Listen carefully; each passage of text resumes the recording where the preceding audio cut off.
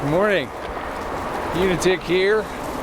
It is Tuesday, May the 26th, the day after Memorial Day, and I am hiking on the North Bend Rail Trail on my way into Parkersburg, West Virginia in a few more days. Get there on Friday.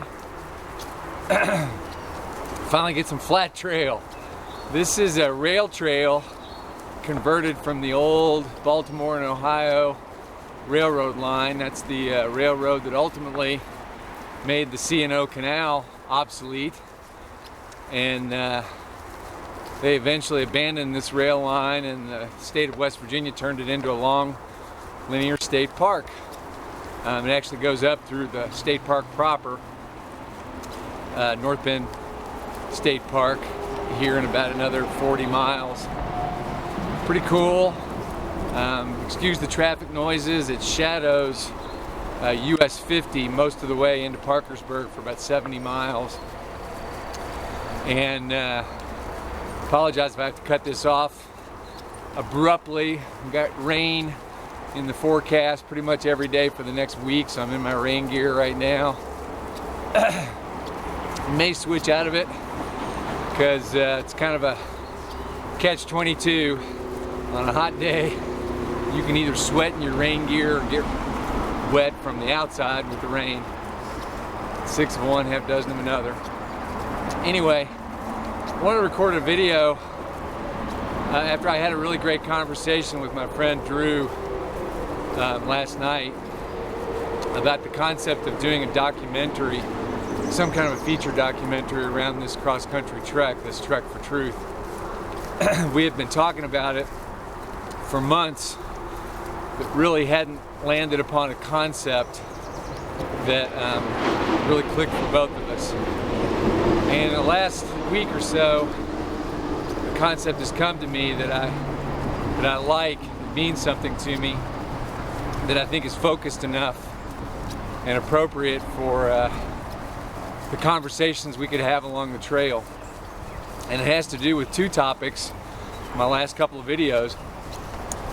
One topic was about fear, which was related to a two-part video I did about West Virginia trail angels. And the other side of the same coin is the concept of freedom. So I recorded a video that you might see just before this one, because I'm mailing this SD card back with that video and this one to Drew tomorrow.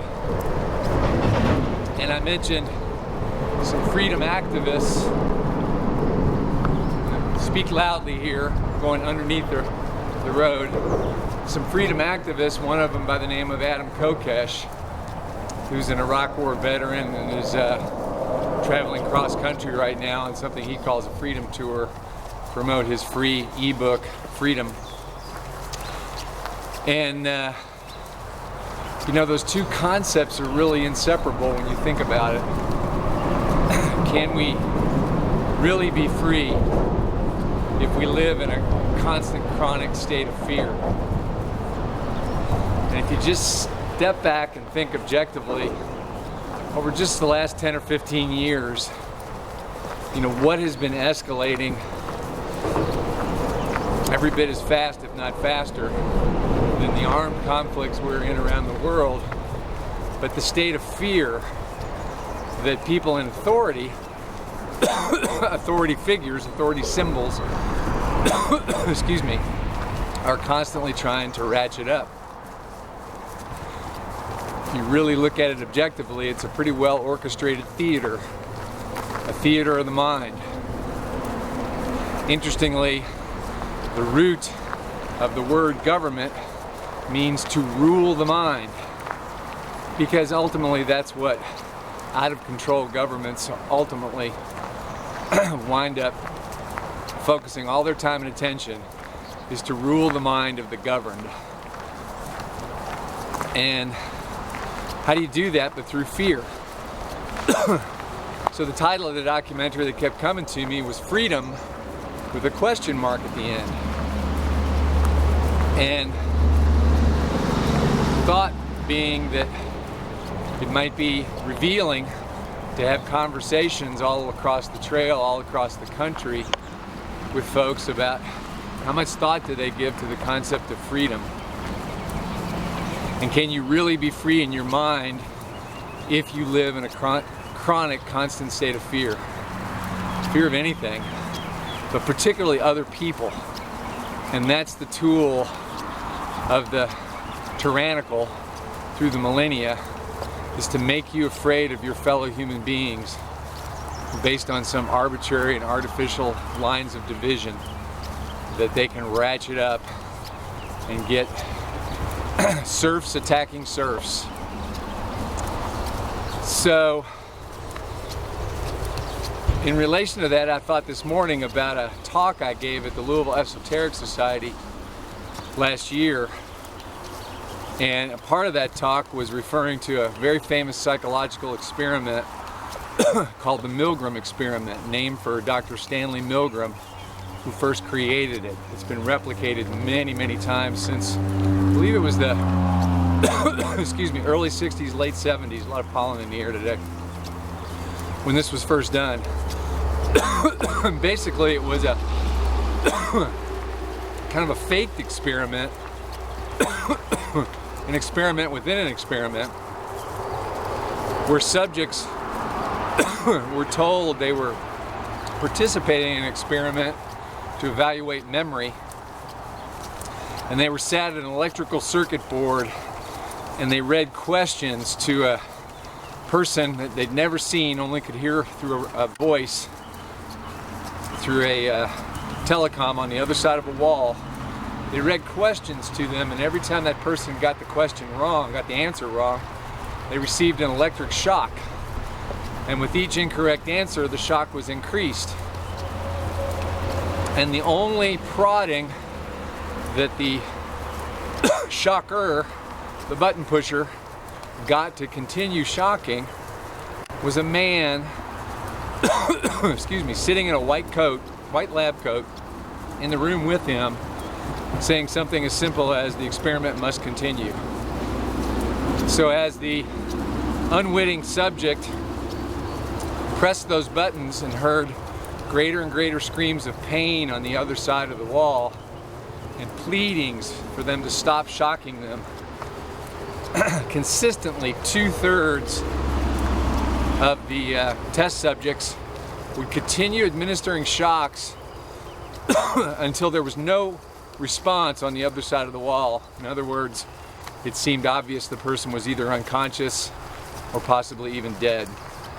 2/3 of the subjects continued the experiment to completion, giving the absolute maximum voltage shocks over several questions, even when there was no response from the other participant, who was an actor. All just from the prodding, not even yelling, just prodding. The experiment must continue, from a man in a white coat. So why would that be? Is that human nature, just to blindly obey? Or, if you really, again, stop and think about it, think of this as a social scientist from another planet, perhaps. Are people in our society conditioned from the earliest of age to blindly obey authority symbols? Be it someone in a coat and tie, be it someone with a clergy collar, be it someone with a white coat. Some symbol programmed into us from our earliest schooling that don't question, just obey.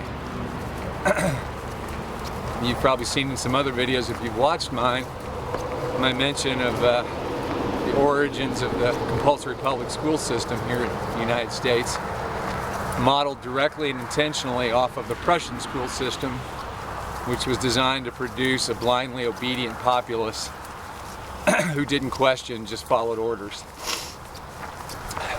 And we know what happened to the German people in and around World War II with that kind of indoctrination that went back for the better part of a century. It only took a few generations of that Prussian schooling to produce that blind obedience. Anyway, I'm going to cut it off here, but I think we're going to attempt to make a film as I go across country asking people some open-ended questions about freedom and fear.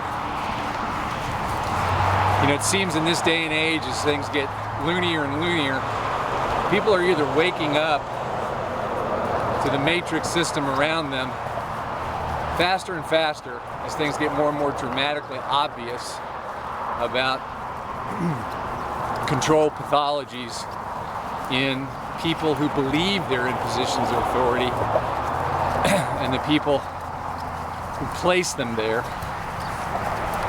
and going further asleep, because you can only have one of two reactions, really: denial or awakening. And it's interesting to see the people that I've met that I might, on my rational mind side, predict would be those that are going to stay in denial are just the opposite. They're waking up in droves, and that's the that's the positive message I want to leave you with today. Anyway, love to hear your thoughts. Hopefully we're going to get some help from some professional documentary filmmakers, and I'll simply be your cameraman and question asker out here as we walk across America. So for today, I hope that came out halfway decent with all these traffic noises, but traffic noises are kind of unavoidable on the American Discovery Trail. We're a nation of roads. So for today, it's Unitic out, vi et animo.